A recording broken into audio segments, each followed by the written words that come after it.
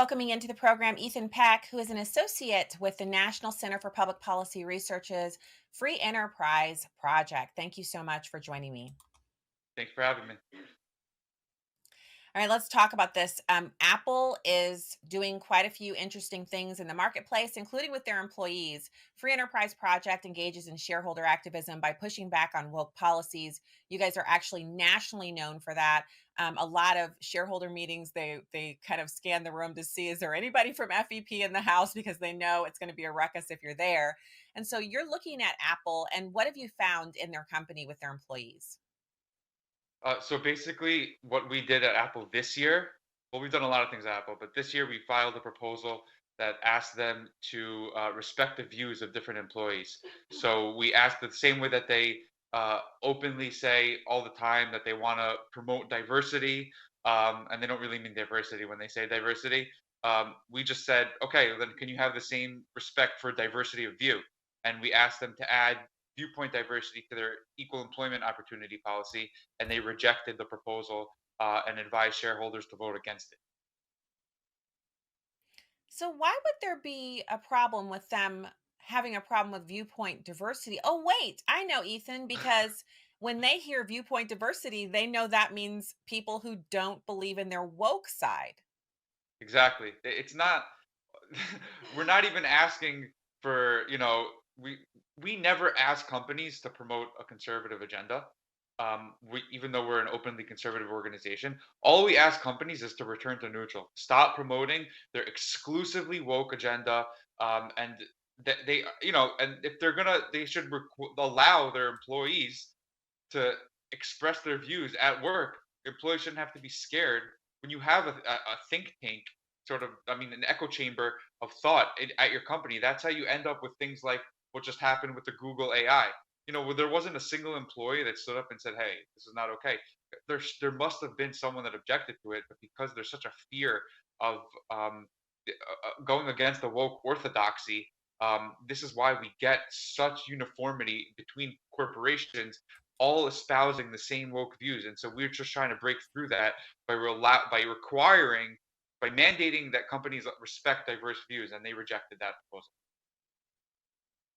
So I got to tell you, Ethan, the embarrassment that Google experienced there could have easily been avoided by exactly the policy that you're requesting at Apple. And so Apple actually is known for having great products, having seamless integration in the marketplace, having beautiful stores, and having extraordinary customer loyalty. I full disclosure for me, Ethan, I'm using almost all of the Apple products that they make.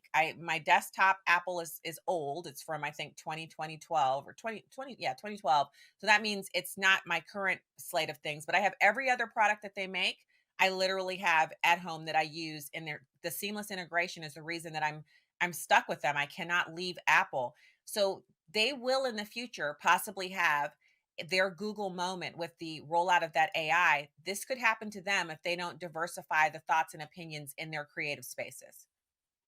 Absolutely. I mean, we already see that kind of stuff with the emojis, with the trans emojis and stuff like that. I mean, they're completely woke, and you're exactly right. It's exactly, this is the reason that we're asking them to respect diverse views, because it's a mitigation against risks that can really cause serious damage to the company. Something that we saw with Bud Light and Target and Disney past year is how much their stinks dropped when they promoted a woke agenda within their stores, and in their actual product. A lot of the woke stuff doesn't bother sort of everyday neutral people, but as soon as it hits the product itself, that's when they realize it. And so, if Apple starts integrating this wokeness more into its products, they're going to see some serious backlash. And I agree with you. I'm also an Apple user. I won't put on their vision goggles, but besides that, I'm an Apple user, and that's why we do what we do. We're not straight up boycotting companies. We're trying to restore them to what they were, politically neutral, providing the goods and services that made America great. Yeah, and also not shaving off their ability to increase shareholder value because, as you just mentioned, you and I are heartily woke. We're not leftists, we're not activists, we're not open Democrats, right? We could be anything we want, but we just happen to be politically right-sided, right of center. So there's millions, tens of millions of people who fall in that independent to right of center category politically, who honestly don't think about politics when they're thinking about their products, especially in this space when we're talking about the creative space. So your Apple Watch, your iPad, your cell phone, and your desktop laptop computer, what that those things are like, that's the bread and butter for Apple, and especially the phones and the watches. You mentioned their vision goggles. I also don't have that. I will never have those bad boys. I see people walking around with them in public. One guy wore it to the wedding. It's actually a kind of a source of mockery, those vision goggles. I don't have to, that's not going to be a part of my my purchase products there. Yeah, it's almost as Orwellian as their ideology. I know.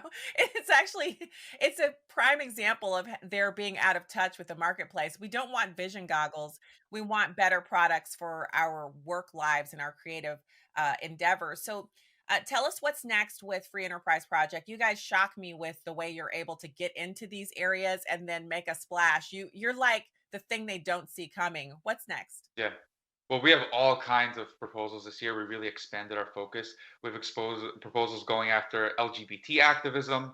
We have proposals going after DEI.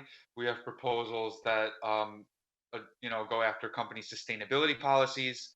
And a lot of them are, all of them are focused on bringing the company back to shareholder value.